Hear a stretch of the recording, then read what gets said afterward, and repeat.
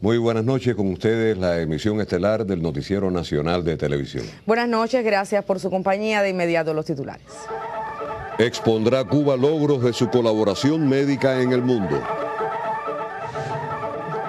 Asistirán cientos de personalidades a tercera jornada de solidaridad con los 5 en Estados Unidos.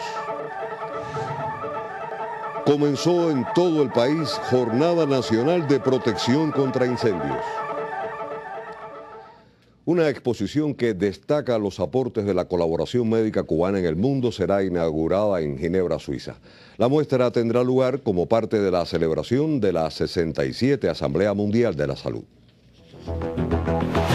Cuando este 19 de mayo Cuba presida la 67 Asamblea Mundial de la Salud, una singular iniciativa reforzará la presencia de la isla en el foro.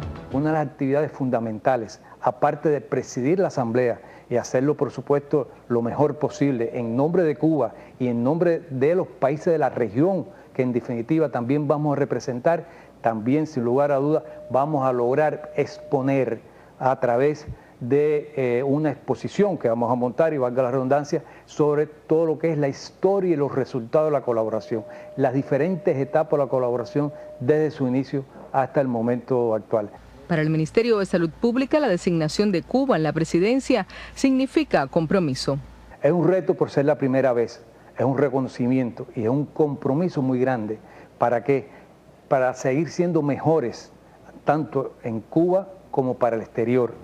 Cuba en la 67 Asamblea General de la Salud. Milenis Torres, Sistema Informativo de la Televisión Cubana. Cientos de personalidades de todo el mundo confirmaron su participación a la tercera jornada 5 días por los 5 en la ciudad de Washington. El evento está previsto a partir del día 4 del venidero mes de junio. Continúa creciendo en el mundo el apoyo a la tercera jornada 5 días por los 5, que tendrá lugar en la ciudad de Washington el venidero mes de junio. El blog, abierto por el Comité Internacional por la Libertad de los Luchadores Antiterroristas en los Estados Unidos, ha recibido más de 1000 adhesiones para el evento de importantes personalidades dentro y fuera del territorio norteamericano. Justo en este sitio en la web se divulga el programa de la cita, que esta vez prevé una apretada agenda que incluye una conferencia con el tema Nueva Era en las Relaciones Estados Unidos-Cuba, que reunirá a reconocidos académicos, escritores, religiosos y abogados. Para el sábado 7 de junio se ha planificado una manifestación frente a la Casa Blanca para exigir el cese del bloqueo norteamericano contra la isla y la libertad de los 5.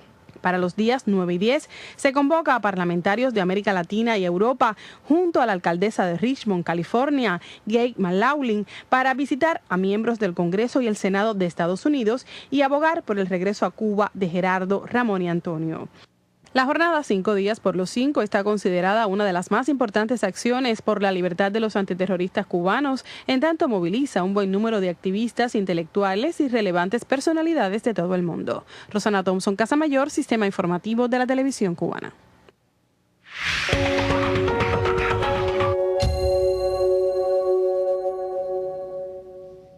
El presidente de Bolivia, Evo Morales, pidió este lunes a las organizaciones sociales respaldar la realización de la cumbre del Grupo de los 77 Machina G77, prevista para junio próximo en la ciudad boliviana de Santa Cruz. Durante un acto en el Palacio de Gobierno, Morales insistió en la necesidad de que los movimientos sociales y el pueblo apoyen la cita. El mandatario dijo que su país trabaja intensamente en los preparativos del evento. A la cumbre del Grupo de los 77 Machina asistirán 133 delegaciones. Confirmaron su presencia 20 jefes de Estado y el secretario general de las Naciones Unidas, Ban Ki-moon.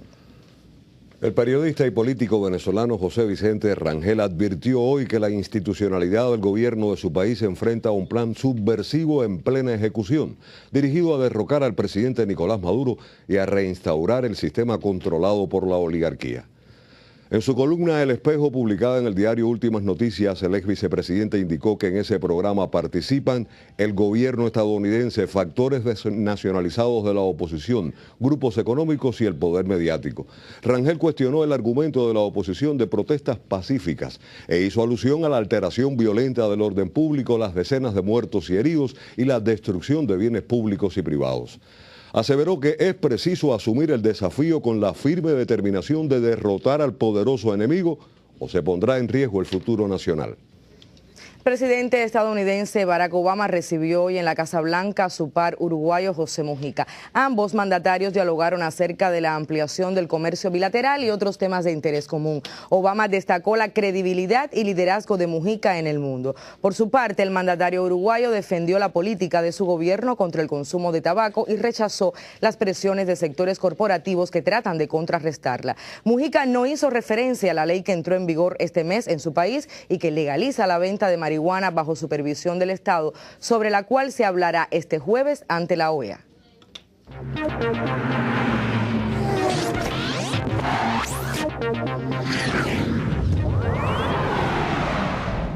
De inmediato hacemos contacto con el Hotel Habana Riviera, donde tiene lugar el torneo internacional de ajedrez José Raúl Capablanca In Memoriam.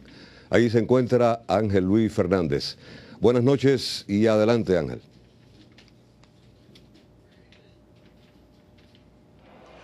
Efectivamente, muchísimas gracias al Noticiero Nacional de la Televisión Cubana por este contacto en vivo con la edición 49 del Capablanca In Memoriam de ajedrez, torneo que se disputa en el Hotel Habana Riviera de nuestra capital. Hoy se ha jugado la quinta ronda y en el grupo élite hubo cambios en la tabla de posiciones. En tablas terminó la partida entre los grandes maestros cubanos Leinier Domínguez y Lázaro Bruzón, mientras que Wesley So, el gran maestro de Filipinas, superó a Zoltan Almasi y ha pasado a la primera posición.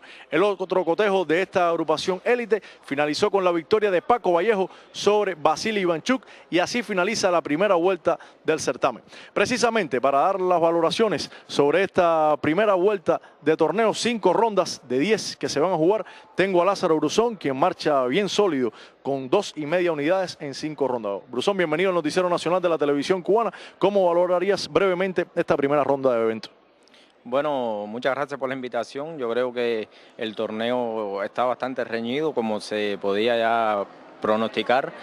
Sorprende la baja forma hasta el momento de Vasily Ivanchuk, que ha perdido 2 partidas y 3 tablas, pero se han jugado partidas muy interesantes, muy combativas, y yo creo que para nada decepcionado, y va a seguir siendo el torneo súper fuerte y con partidas muy interesantes. ¿Crees que Wesley So esté escapado o todavía está al alcance de ustedes? No, realmente va muy bien, pero creo que el torneo está abierto. Los primeros lugares se van a decidir en esta segunda fase y yo creo que quedan partidas importantes y cualquier cosa puede pasar, a pesar de que se ha mostrado en muy buena forma.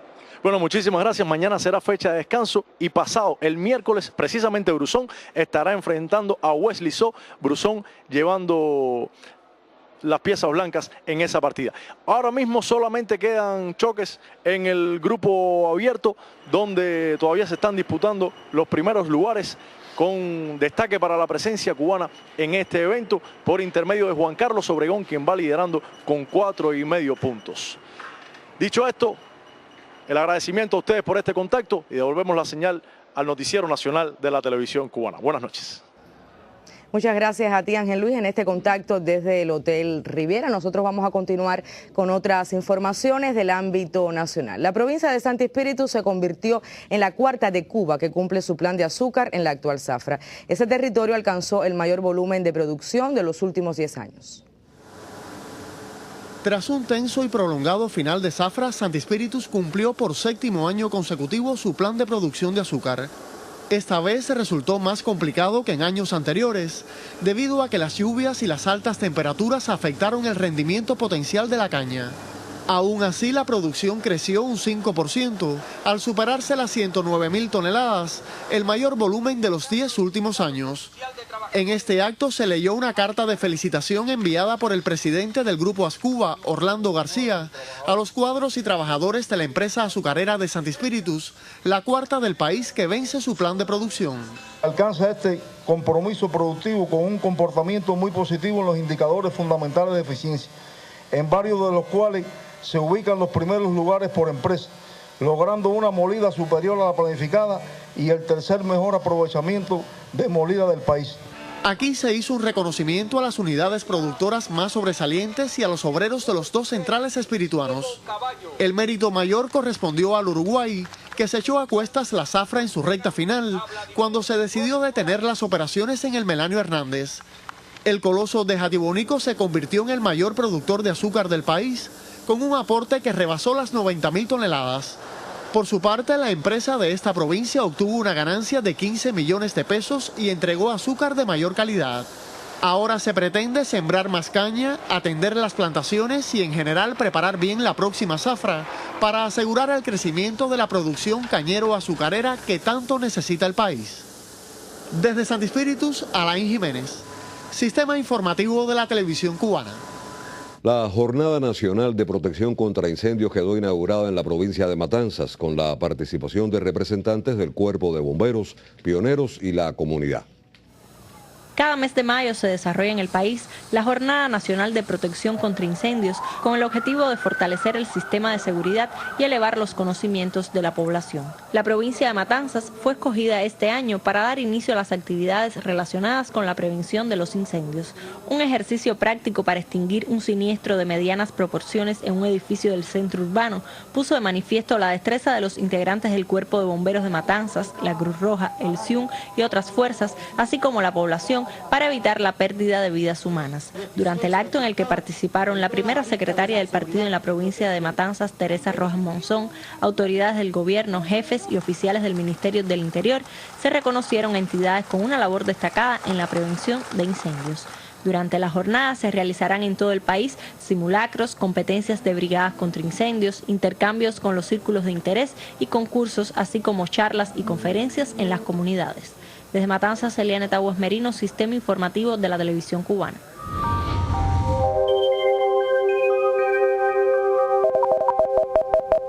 Muy buenas noches. En las últimas horas ha permanecido la ocurrencia de algunos chubascos en las provincias orientales, sobre todo desde Camagüey hasta Guantánamo, de manera más aislada en el resto del país. Para mañana las condiciones van a continuar siendo favorables para la lluvia, pero en gran parte del archipiélago nacional, también con un incremento de la humedad relativa. Y en los próximos días también estará la combinación de un frente que en combinación con una vaguada en superficie mantendrá alta la probabilidad de lluvia también en los próximos días. El pronóstico, por tanto, para mañana es de un amanecer soleado en el occidente y estará parcialmente nublado desde el final de la mañana con valores mínimos de temperatura entre los 21 y hasta 23 grados Celsius. Por la tarde ocurrirán algunas lluvias en esta parte del territorio, pueden llegar a ser numerosas hacia zonas del interior y sur con valores máximos de temperatura de 31 y 32 grados Celsius. Los vientos en el occidente soplarán del nordeste al este hasta 30 kilómetros por hora, superiores en zonas de la costa norte. Para las provincias de la región oriental, un amanecer parcialmente nublado, con mínimas de 21 y hasta 23 grados Celsius. Por la tarde, numerosas lluvias, sobre todo hacia zonas del interior, algunos chubascos hacia zonas de la costa norte con máximas de 32 grados Celsius. En el centro y en el oriente, los vientos soplarán del este, también hasta 30 kilómetros por hora, superiores en zonas de la costa norte. Para las provincias de la región oriental, continuará el predominio de las áreas de nublados y desde la mañana pueden ocurrir algunos chubascos, sobre todo en zonas de la costa norte, desde Holguín y hasta Guantánamo, con valores mínimos de temperatura que oscilarán entre los 22 y hasta 23 grados. Por la tarde, numerosos chubascos en esta parte del territorio, con máximas de 32 y hasta 33 grados Celsius. Para los próximos 3 días, y como ya les comentaba, las condiciones serán favorables para la lluvia en gran parte del país, más numerosas en el occidente y centro, y en cuanto a las temperaturas, continuarán muy elevadas y se mantendrán entre los 30 y hasta 33 y 34 grados Celsius. En resumen, para mañana por la tarde se espera alta probabilidad de lluvia en gran parte del país, sobre todo hacia zonas del interior y sur. Esto es todo en cuanto al tiempo. Tengan todos muy buenas noches y hasta mañana. Unos 400 mercenarios estadounidenses están bajo el mando del ilegítimo gobierno de Kiev para reprimir a las regiones del sureste ucraniano, según reveló el diario alemán Bild am Sonntag. El rotativo indica que la CIA y el FBI están involucrados en el apoyo militar a los golpistas de Kiev. El gobierno de Alemania no comentó hoy el artículo, basado en un informe de su servicio de inteligencia. En Kiev, el Partido de las Regiones protestó enérgicamente contra los más de 100 asesinatos de personas en las regiones del este y el sur de Ucrania y exigió el fin de las operaciones punitivas. Mientras, en Donetsk y Lugansk se aprobó por amplia mayoría este domingo en un referendo la autodeterminación de ambas regiones y el interés en unirse a Rusia. El pueblo de Lugansk está harto del trato degradante y las amenazas del gobierno de Kiev. Estamos vinculados a Rusia, no solo por su historia, cultura, religión o economía, sino por toda su civilización. Ambas regiones fronterizas con Rusia concentran la principal parte de la industria ucraniana y cuentan con una población cercana a los 7 millones de habitantes. Medios de prensa informan que la Unión Europea aprobó este lunes nuevas sanciones contra Rusia. A su vez, Moscú anunció que cortará el gas a Ucrania el próximo 3 de junio si Kiev no paga por adelantado los suministros correspondientes a ese mes, dijo hoy la empresa gasífera rusa Gazprom. En la redacción internacional, Daisy Gómez. El presidente y candidato a los comicios de junio próximo en Siria, Bashar al-Assad, afirmó que seguirá trabajando para impulsar la reconciliación nacional y combatiendo el terrorismo financiado desde Occidente. Este domingo inició oficialmente la contienda electoral en el país. El mandatario sirio lanzó su campaña con el lema Juntos, mensaje que busca promover la unidad. La oposición y sus aliados occidentales califican los comicios de farsa. Sin embargo, el pueblo expresa sus esperanzas de que ayude a definir el futuro del país. La elección se producirá 3 años después del estallido de un conflicto armado impulsado y patrocinado desde el exterior y que ya ha dejado más de 150.000 muertos y unos 2,5 millones de refugiados. Los restos de 29 personas fusiladas durante la represión franquista fueron encontrados en una fosa común del cementerio El Madroño en Sevilla, España. El equipo de expertos que realizó el hallazgo calcula que en el lugar pueden estar enterradas al menos 69 personas. Las excavaciones se realizan en la localidad sevillana de Andalucía, castigada especialmente por el gobierno de Francisco Franco en el pasado siglo, y son promovidas por la Asociación de Memoria Histórica y Justicia. Según un diario local, se comprobó que los cuerpos fueron arrojados en la fosa común y que existen hasta 4 niveles de enterramiento. El proceso debe concluir la próxima semana y es uno de los pasos para dignificar la memoria de los españoles que dieron su vida durante la Guerra Civil. Y el Fondo Monetario Internacional reconoce que la crisis europea todavía no está superada y pide seguir con las reformas. Con esta y otras informaciones, Acontecer Económico Mundial con Marisela Recasens. Muy buenas noches, Marisela. Buenas noches. Eso es, Añé, lo que se llama una verdadera paradoja. Resulta que las reformas, que no son más que los recortes a los presupuestos sociales que generan desempleo y caos, son la receta del Fondo Monetario Internacional para superar la crisis global. Y como si fuera poco, la directora Christine Lagarde pide continuar con las reformas de los sistemas de pensiones y además que el Banco Central Europeo siga con su política monetaria expansiva. En una entrevista publicada este lunes por el periódico alemán Handelsblatt, Lagarde define también la crisis ucraniana como una nueva amenaza para la economía mundial. Resaltó su efecto en el comercio internacional, en las inversiones directas extranjeras, en el flujo de capitales y en el suministro de energía para Europa. A juicio de la directiva, los 17.000 millones de euros que le otorgará su ente financiero a Ucrania a cambio de reformas, por supuesto, es insuficiente y solicitó aportaciones de otras instituciones. Lagarde reiteró que ese conflicto representa un peligro muy difícil de valorar, cuyo riesgo de contagio a otros países es imprevisible. Rusia y China firman un acuerdo histórico de suministro de gas, informa la página web de Russia Today. El presidente ruso Vladimir Putin viajará a Pekín la próxima semana para la rúbrica. El artículo destaca que el acuerdo a largo plazo para el suministro de gas ruso a China se estuvo preparando durante 10 años y está listo en un 98%. Anatoly Yanovsky, viceministro de Energía de Rusia, declaró que solo faltan las firmas de los dos países. China es el mayor socio comercial de Rusia fuera de la Unión Europea. Según el medio digital, ambos países esperan que el comercio bilateral llegue a 100.000 millones de dólares en el año 2015 y a 200.000 millones en 2020. Y en Caracas se firmó un convenio para fomentar la producción de arroz en África subsahariana entre Venezuela y la Organización de las Naciones Unidas para la Alimentación y la Agricultura, FAO. El vicepresidente del Área Social, Héctor Rodríguez, destacó la contribución a la recuperación de África en función de la experiencia acumulada por la Comunidad de Estados Latinoamericanos y Caribeños, CELAC, en Haití. Es una experiencia positiva, dijo el ejecutivo venezolano. Y no hay dudas, la FAO quiere aprenderla y desea continuar de la mano con Venezuela en la lucha contra el hambre. Acontecer económico mundial. Hasta un próximo encuentro.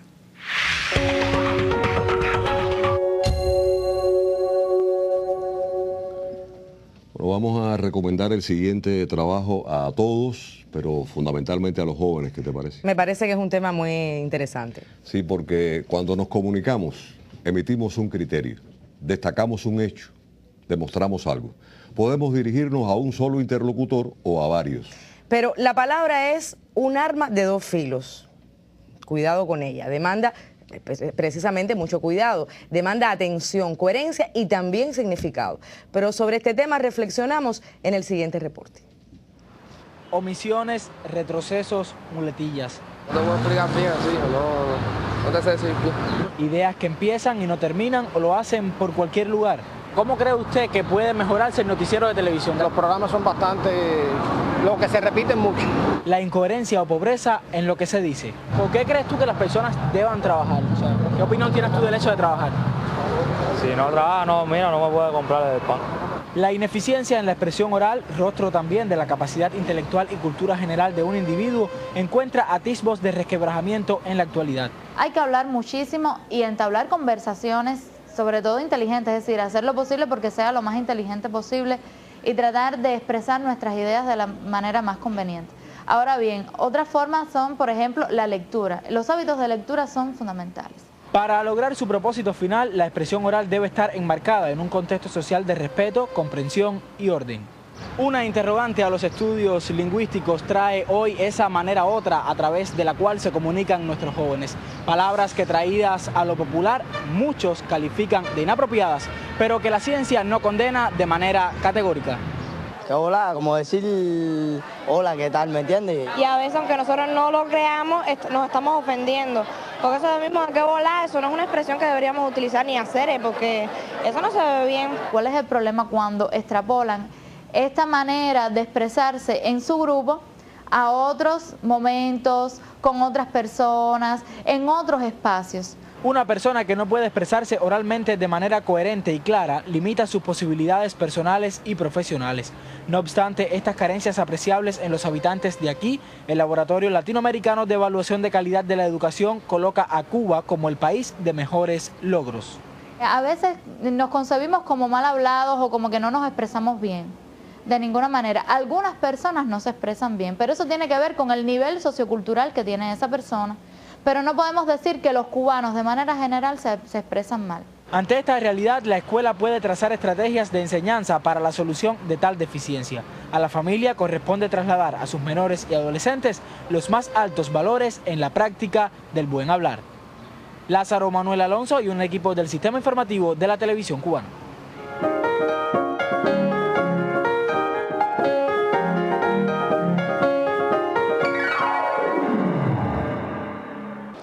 Buenas noches, bienvenidos a la información cultural desde el edificio de Arte Universal del Museo Nacional de Bellas Artes de La Habana.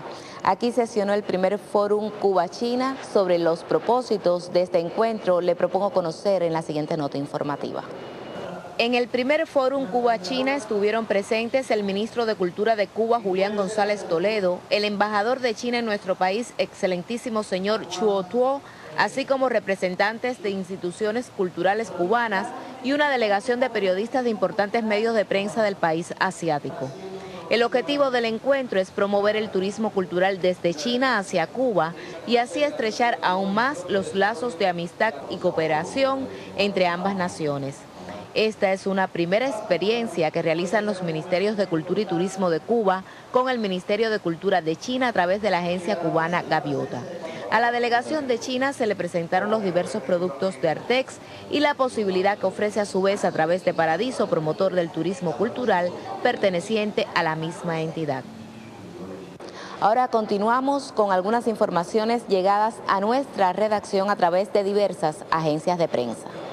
A partir del próximo 14 de mayo a las 3 de la tarde, la Fundación del Nuevo Cine Latinoamericano abrirá sus puertas al público con diversas actividades que tendrán como objetivo recordar la palabra y la memoria vivas del escritor colombiano Gabriel García Márquez.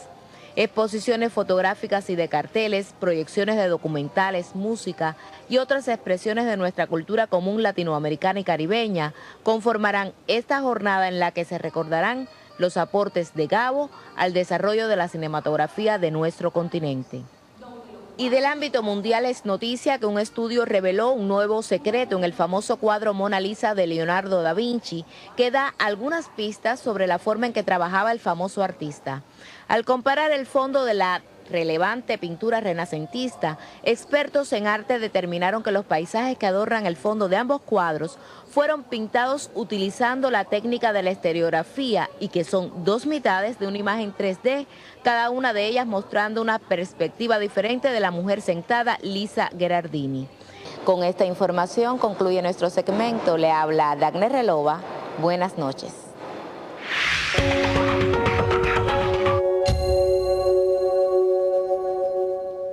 Un amplio proceso de rehabilitación constructiva se desarrolla en las instalaciones recreativas y gastronómicas del Valle de Mayave, en la provincia de Holguín. Los detalles en el siguiente reporte del periodista Abdiel Bermúdez. En los últimos 10 años, el emblemático Valle de Mayave en Holguín no había vivido un proceso de reparaciones tan completo como el que experimenta por estos días. Acciones constructivas y de rehabilitación se acometen en la mayor parte de las instalaciones antes de que el verano toque a sus puertas. En el parque infantil El Mambisito se alistan las sillas voladoras, el trencito y la casa bote. En tanto se les da tratamiento anticorrosivo a los 250 metros de la línea para bicicletas aéreas. Una distracción que lleva una década sin prestar servicio y que volverá a funcionar en el mes de julio. Recuperando todo lo que ya se había perdido, restaurando lo que ya no servía, haciendo lo nuevo y así sucesivamente. Este equipo que está aquí ya está en óptimas condiciones. Y entre otros equipos como la Casa de Muñecos también ya se está pintando, se está restaurando, se le va a poner el techo nuevo. E incluso ya los muñecos ya están listos también. La piscina recibirá el mantenimiento habitual en próximos días y los trabajadores de cada área del valle aseguran la calidad de cuanto se hace, compartiendo las jornadas con las fuerzas constructoras. Las unidades todas tienen un diseño gastronómico que se están reordenando a raíz de que se están aumentando la capacidad gastronómica, que estaban en un grado de deterioro bastante avanzado, como la patana, que es a base de marisco, el rincón campestre, conocido por los holguineros como la parrillada, que fundamentalmente trabajará el diseño de lo que es parrilla, el cabaret Flor de Teca, que trabajaría la comida criolla.